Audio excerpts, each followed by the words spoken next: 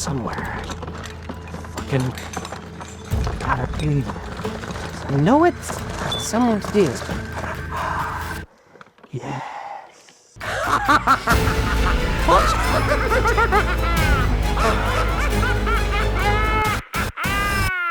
I'm gonna tell you guys a little story. Once upon a time, a younger TJ Styles was riding his Honda Shadow VT600 along the 91 freeway, and he got off at Lemon and came to a stoplight and realized his leg was hot, and looked down. Lo and behold, there were flames leaping out of my electronics tank. So I quickly jumped off the bike and shut the bike off. Thankfully, the fire went out, and I pushed my bike home from that point. I didn't live very far away. I want to say maybe a mile up the road. Upon removing the electronics tank and opening it up and exploring the melted plastic shit mess I had, I discovered that one of the solders that I had done for wiring had broken free, and the hot part had touched something else and created a bunch of heat and caught things on fire. Electrical tape had been part of the problem there. Not too long after, on a KZ, I think it's KZ400 I was working on, very similar thing happened where the wire had broken on one side of the solder and not caught on fire completely, but caused a good deal of smoke. And as we all know, the most important part of wiring is to make sure all the smoke stays inside the wire. Today, we're gonna talk about how not to fuck up your wiring. Do you wanna catch on fire? Maybe you do, and that's your prerogative, but I personally don't wanna die in a fiery ball of death. In this video, we're gonna show you guys some very foundational concepts of wiring for your motorcycle. There's a lot of opinions out there on the internet of how to do something, how not to do something. This is my video on how I do things. We're gonna show you some tools that are very nice to have, some very simple components that are gonna make sure whatever wiring job you do comes out successfully. Now, if you're not comfortable with doing wiring, obviously take it to a professional. However, I do believe that with some care and patience and maybe a few beers and friends, you can rewire your own bike very easily at home. So let's get started. So first, we're gonna go over what you never want near your bike ever, under any circumstances. Here's a little puzzle. There are 3 things on this table that you won't need when you're wiring your bike. Can you guess what they are? Probably not, because you're an idiot. First, twist caps. Under no circumstances should a twist cap ever be used on your motorcycle. There are exceptions to every rule. The only exception I will give you is if you are testing wiring something. Even then, there are plenty of other options that are better. But if you are gonna test wire something, you can always use one of these to twist it together, test the tail light, take it off. But if you are gonna button that bike up and go for a ride, these should not be on your bike. Unfortunately, I have seen several bikes come into my shop over the years from builders. I'm a professional builder, bike builder. And the wiring was done with twist caps. These belong in the walls of your house, not on your motorcycle. So all this shit, in the trash. The second thing you should never have on your bike. I'm sure guys have all seen these things, your local AutoZone, your Kmart, you know, the local Claire's where they sell, you know, earrings that you get put in your little kids' ears. No, these are not good for you. These are blade connectors. However, you can see they have plastic on the end of them. This is no bueno. These also go directly into the round file. Now the last thing might be a puzzle. Electrical tape. Electrical tape can be fun for bondage activities between consensual adults, of course. It's good for, I don't know, getting your hands covered in black sticky stuff. Other than that, electrical tape is temporary. I only use it for temporary connections, to hold something out of the way. That's about it.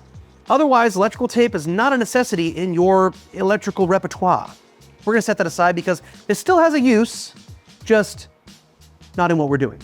A few things you're gonna want when you start doing your electrical job. 1, have a plan. What are you installing? Are you installing floodlights? Are you installing a horn that plays the cucaracha? Whatever you're doing, make sure you know what you're doing. You have a good idea and a plan of where you're gonna mount things, how much wire you're gonna need, etc. Draw it out on paper. It's not hard. Second, get a wiring diagram. Now, if you go to shoptjbc.com, there is a page that says how-tos. On that page, it's a searchable library of well over 100 documents I've written. There's service manuals, wiring diagrams, lots of good information there. You can download a wiring diagram from there. Or if you're really hard up and don't have any Wi-Fi, go buy a book. You can buy a service manual and they have wiring diagrams in the back of them. Most of the time they have colors too, so it's very easy to understand. Now make sure you watch the end of this video and you're gonna find out the #1 shittiest mistake people make when they're rewiring their motorcycle.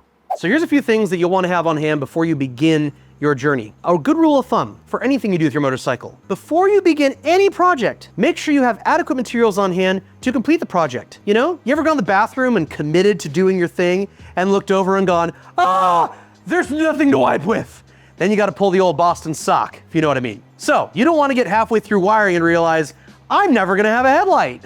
That's right. That's when you leave the bathroom and you're missing a sock and your friends go, where'd your sock go? You left it in Boston. That's right. Make sure you have adequate wiring on hand. Yes, I don't have adequate wiring for any serious jobs here, but I have some examples. You've got your regular wiring here, the plastic coated. You have the nice cloth coated stuff, which you can get on shoptjbc.com. Make sure you got your wiring. If you can't match the Honda Shadow wiring colors exactly, that's okay. What you're gonna wanna do is get real fucking close. So for instance, if I have a green wire, right? This is black with green dots. This has got green in it, okay? So we're gonna continue the green. If I have a white wire, well, I have gray with some white dashes and dots in here, right? That's good enough. You're gonna be hard pressed to find the exact same wiring color combinations that Honda has on their bikes. I'm sure if I dug for a few days on the interwebs for those wires, I could probably find them or custom order them, but it's not really that necessary. The one thing you really don't wanna do is go, well, all I have is orange wire. I'm just gonna turn all these into orange. Because then if you have a problem with your wiring setup, you got an issue, everything's the same color, you're fucked. So make sure you got enough wiring in the right colors or something at least close. Second, zip ties. Zip ties are very useful. I would encourage you, if you're gonna use zip ties, make sure you get yourself a good set of flush cutters. Yes, these are snap-on, you don't have to get snap-on, but flush cutters are gonna enable you to put a zip tie together and not turn it into a weapon of mass terror. So you're gonna take the little free end here and snickerdoodle, right? Now you've got a flush cut on top of your zip tie that no one's gonna rip their cuticles open on. Now, if you hate everyone who's touching your motorcycle, then you can cut them at an angle like this, so they're pointy. Like that, see? Why? Because fuck them. Seriously, though, don't do that, it sucks. You get into someone's bike and you're pulling things apart and you've got razor sharp, pointy plastic things. That goes in the trash. Zip ties, flush cutter. I have a pair of these trauma shears. They are supposed to cut through pennies, massive amounts of red tape, fingers, foreskins, all kinds of stuff, right? These can come in handy if you're trying to cut through some old electrical tape, plastic pieces. I don't know if you guys have ever seen that ribbed wire covering stuff sometimes people think is acceptable to put on a motorcycle. Avoid that at all costs. That's for computers. So these can help. A heat source. When you are using heat shrink on your motorcycle, you're gonna want a heat source. Some places are not gonna be friendly for a flame because it'll burn some other stuff up behind it. Yes, you can adjust the flames on these, turn it down a little bit, turn it up. In that situation, you're gonna wanna use one of these guys, just a heat gun. You can strip paint off the walls with it. You can burn people's hair off their legs. You can set things on fire actually, because it's pretty fucking hot. But it's a flameless way of shrink. I just whistled saying shrink. Anyways, this is just a simple heat gun. You can get these at Home Depot, Amazon, whatever you prefer. They're all pretty much the same damn thing, but this will allow you to shrink or heat shrink onto the wires without an open flame. You can also use a lighter, but if you want to step up your game a little bit, get one of these guys.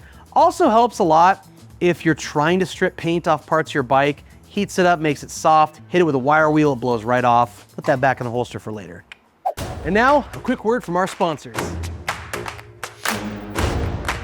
Oh, hi there. At TJ Brutal Customs, we believe in teaching you the proper way to make sure your avocados and melons are ripe. Hit us up, shoptjbc.com for all your motorcycle parts needs. Now, I know I mentioned no solder, so you're probably asking yourself, how the fuck do I get my wires to stay together? Very easily. You're gonna use what's called non-insulated connections. Here I have some examples of non-insulated butt connectors, non-insulated blade connectors, either flat blade connectors, non-insulated ring terminal. This is what you're gonna wanna use to do the wiring properly on your motorcycle. I also mentioned no electrical tape. So you ask yourself, what am I gonna do with that electrical tape? You're gonna use this stuff. This is by Tessa. This is a Mercedes cloth tape. Now what's really cool about this stuff, very much like electrical tape, but it's cloth. You're thinking, that's gonna be pretty pussy. No, you can't tear or rip this stuff. It doesn't tear. What it does do is cuts. This stuff is heat, fire resistant, chemical resistant, and it looks way fucking nicer than electrical. This is not expensive. I think you get a roll for $7 on Amazon. You can get it in different widths. Highly recommend this. This is the 51036 Tessa electrical tape. But is it idiot proof? Probably not, unfortunately. Few things in life are. The next thing you're gonna wanna get a hold of is some F6 split loom. Again, I mentioned the ribbed computer wire covering stuff. That's disgusting with one line down the middle. It looks cheesy and shitty. This is F6, it's split. You can put your wires in here, tuck it up, close it, it's kind of spring loaded. And then on the ends, you can use this tape to cover it up. Make nice clean connections, protect your wires. You'll also want some fuses. If you pop a fuse while you're wiring, not a big deal, but be prepared. Mistakes can happen, you can accidentally ground something out, and you may need to replace a fuse. Not a big deal. I do recommend before you begin any wiring that you disconnect your battery and make sure the ends of that battery are covered, the ends of the contacts. Here's a good place for electrical tape. Take the connections. If they kind of don't want to move out of the way from the battery and they're kind of threatening to touch the contacts, just cover them in a little electrical tape. All you gotta do. A couple other things you're gonna need to do wiring. Depending on the size of the wire gauge you're working with, you're gonna need some way to cut it. Now I have these larger cutters here. They're pretty big. This is for battery wiring or starter wiring. I have smaller stuff here, these little cutters from Klein. You can use flush cutters as long as they're rated for the gauge of wire that you're gonna be cutting. I have these really nice Klein Tools wire strippers. You have the ability to cut wire here, and this little chingus strips the wires perfectly every freaking time. It's not a super cheap tool, it's called the Catapult, but I can tell you as soon as I started using this, I ditched stuff like this. These have a means of stripping wire as well, but it's less accurate and sometimes you end up pinching the wrong part and you're cutting a few of the strands out. These are this is one of my favorite tools I have in my electrical toolbox. These are Burndy Y10D crimpers. The cutting ability on the front is completely toast. I've worn that the fuck out, but you have these two functions in between here to crimp non-insulated and insulated connectors. And I'll show you how to use those later in this video. The last thing you're gonna need if you decide to rewire anything on your motorcycle is heat shrink. There's a lot of options out there. You can spend money on it, you can go cheap. Something like this, can be had on Amazon. Pretty inexpensive. And what's cool about this is it has multiple sizes of heat shrink to fill your needs. You've got some really small gauge stuff here, super tiny, next size up. You got some bigger stuff here. And you also have some white, which, I don't know, if you want to get creative, get fancy, you can use the white stuff. This is a very cheap kit that's going to provide you with all the heat shrink you're going to need to work on most of your motorcycle electrical needs. You can buy the 3M longer strands. Some have adhesive inside that works when you heat it up. There's some split stuff. You can get really crazy with it, but if you're on a budget, this works just fine. Number one, the number one thing you'll need in your electrical toolbox is a death whistle. See? Very important. If you don't have one of those, don't even worry about wiring. Just fuck it. So now I'm gonna show you guys how to connect wires on your motorcycle without using solder. We're gonna take this little scrap piece of wire here, it's a little cloth covered wire. So you've got your wire here. This is just some scrap pieces I have from the last project. We're gonna cut it. Boop. And now I'm gonna use my handy wire stripper here. And we're gonna use one of these non-insulated butt connectors. They're very small. I'm trying to show them with my Jimmy Dean sausage fingers. So what we wanna do is strip about that much casing off the wire on this side. There we go. Nice, clean, stripped end of wire. Now we'll take the other side and repeat that process. Beautiful, just beautiful. So you've got your two stripped ends. Now let's say one side is attached to your motorcycle, one side is not. Just for an example, conversation's sake here, let's say this is part of our new taillight wiring, okay? This is coming from your wiring harness, this is from your taillight. What I would usually do in this case is I'll get some of my heat shrink. Should be good. Make sure it fits, good job. I will usually take the heat shrink and slide it over the standing end, whatever's coming off of the bike first. Because this I'm kind of manipulating, this is probably being held by the bike. And I will take this end first, get my crimpers here. Getting real close here, and I'm gonna show you something about how I do these. So if you look at the top of this, you'll notice there's a little seam running along one side. You wanna get that seam right underneath the knuckle here. So, try and set this up just like that. You can see the seam is where the knuckle is. The back side is in the cradle here. So now I'm gonna take my wire, put it into the non-insulated butt connector, and I'm gonna crimp it down. You can see it crimps right in the middle. I like to finish that off, go all the way to the end. And now this is really important. This is a very important part. Turn it sideways. And I put it into this part of the pliers right here, or the crimpers. And I smash it down. This is what it should look like. So the first operation is pinching down over the seam. Second, you turn it sideways and pinch it down completely. This creates a very strong connection. So now we're gonna repeat to the other side. I'll put my wire in my crimpers. So you can see right here where I've got the connector in there with the seam located underneath the top part of the crimping tool.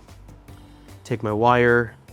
And here's something actually that I may have glossed over is I take the wire and just spin it in my fingers so you don't have little, runaways going off the side. I wanna make sure all those strands get inside the connector. Beautiful fit. And now I'm gonna crimp. Gonna move it out towards the end a little bit, pinch, make sure it's a complete pinch. Here I turn it sideways or end on end and give it a nice squeeze. There we go. And now you have created a very nice connection on your wiring. If this is attached to our taillight and this is attached to our bike, this is why you put the heat shrink on first, because after you do this, you ain't getting the heat shrink on anywhere and you don't wanna use electrical tape. So now we're gonna slide the heat shrink over the junction, make sure it's centered. I'm gonna use this tool, little Bernzomatic torch. And I move it over the heat shrink, not staying in one place for too long. I'm just kinda dusting the heat shrink with the heat here. The reason I'm doing this is because I don't wanna burn the heat shrink. I don't want it to catch on fire, I don't wanna melt it. That's it. Now you've got a very good quality connection for that wiring. So now we're gonna do this process with some of those blade connectors I showed you earlier. That's very sexy, we can leave that alone. So we'll take this piece of wire here. It's got a little bit of a fray there, but that's gonna work just fine for our example. We're gonna do the same thing, cut it in half to mimic 2 different ends. Go through the wire stripping process once more. So now we've got these blade connectors here. You can also use bullet connectors or bullet terminals. This can be useful if you want to create a connection with something on your motorcycle that you want to be able to remove or pull off at some point in time. Turn signals, kind of helpful. I tend to use this stuff for wiring just non-insulated butt connectors because if I'm going to go in and fuck with it, then I know I can redo it on my own. But these can be helpful for maintenance. We have the same concept here. Let's get our heat shrink out.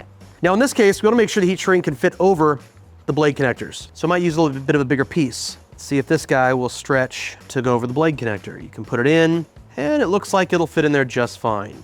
Now the concept is exactly the same with these non-insulated blade connectors. They're gonna have a seam on the top of them. You want that seam to be underneath the pointed part of this crimping tool. Here we go.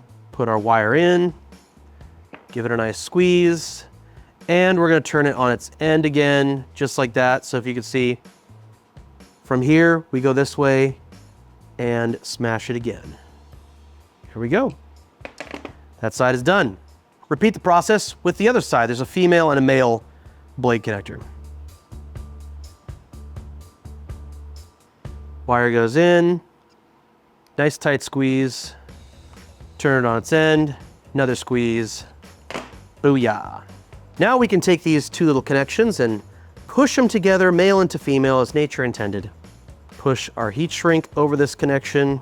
And I'm gonna crimp down part of this a little farther, just so it doesn't snag my heat shrink.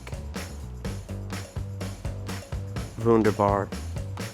Same process with the little torch.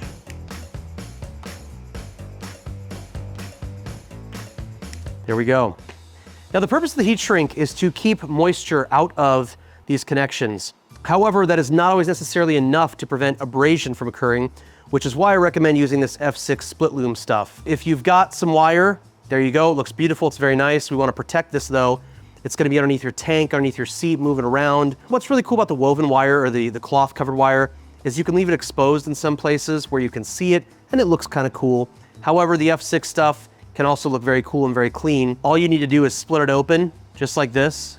It goes back together. There's a internal curl side and an outer curl side, and you can slide the wiring in like that. Now, let's say you don't have a way to slide it on. You just take it like this and start pushing your thumb down. And there you go. Now your wiring has a abrasion resistant protective sleeve. Last but not least, let's say we have 2 wires, right? These are our 2 wires. We have to extend or add something on. If you've got 2 of these wires sticking out of your bike and you got to connect something here, don't cut them at the same spot. Stagger them. So let's say we cut these off, you want to do it like this. Cut one here, go about 1.5 inches down, cut another one. This is what it will result in. So you've got these 2 connections spaced out. If you do this, now you have this big chunk of space here. It's gross, disgusting. So especially if you're doing internal wiring on bars, this can pose a big problem. So on a taillight, you may have 2 to 3 wires coming out of that taillight that you want to connect to your wiring harness. If you clip them all straight across, all the ends are like this, what's gonna happen is you're gonna have all your little connectors right here smushed up against each other, and it's gonna make a big ball. It looks gross. It's hard to plumb, it's hard to make it look nice if it's going outside the frame. So what you wanna do is stagger those cuts. Make them look like this. Now let's say we've got our F6 loom, we've stuck our wires inside of it. We're gonna use a big one as an example, it's just easier to see on the camera. I'm gonna stuff these inside here, staggered connections. All right, so now you've got this end of F6. You can do a couple things with it. Before you put the wires down to the end, you can fuse the plastic a little bit. Make sure you inhale those fumes, super good for you. I'm blowing on this because one time I did this and touched it to my hand and I had plastic welded to my skin for like a day. There we go. So now you're gonna put your wires through it after you fuse the end, and you can take some of this beautiful tape, cut yourself off a piece, and finish this off.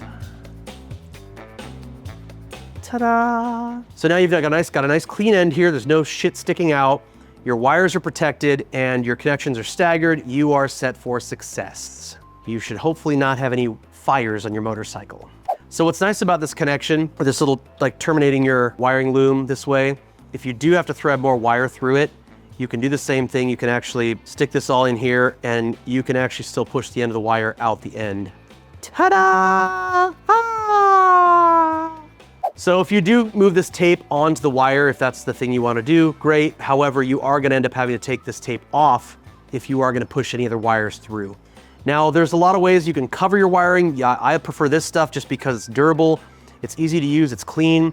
You can also get something called asphaltic wire loom. I'm not as much of a fan of that because it does not have a split. It's much more difficult to use, especially if you're passing multiple wires through it. If you have small enough wire gauge, you can go through. It does tend to get sticky if it gets too hot. This stuff just is super lightweight, it's clean, it's easy to use. It's my preferred, my go-to. Now, if I was gonna build something super, super fucking old, I'd probably try and use asphaltic loom just because it looks a little more period correct and it looks old-timey. But this is what I use now. It's tried and true, works great. Make sure you get yourself some of that Tessa cloth tape, get some non-insulated butt connectors, get some good tools for crimping. None of that shit they sell at Radio Shack. Get a nice stripping tool. If you don't have that stripping tool, these will work. They're just a little more cumbersome and you have a little bit of a higher risk of stripping off strands of the copper wiring. And that, folks, is how you ensure that your nuts are not roasting on an open fire. All right, everybody, thank you so much for watching this video. If you ever thought that fat tire bike fab was cool, you're an idiot. Go ahead and hit the like and subscribe button though, because that helps the channel out so we can put out more videos that you guys enjoy and are useful for your bike building activities. If you guys have comments, anything you want to say, you thought the video sucked, you thought it was great, let us know down in the comment section, fight amongst yourselves. We'd love to hear from you. Thanks again, do fun shit.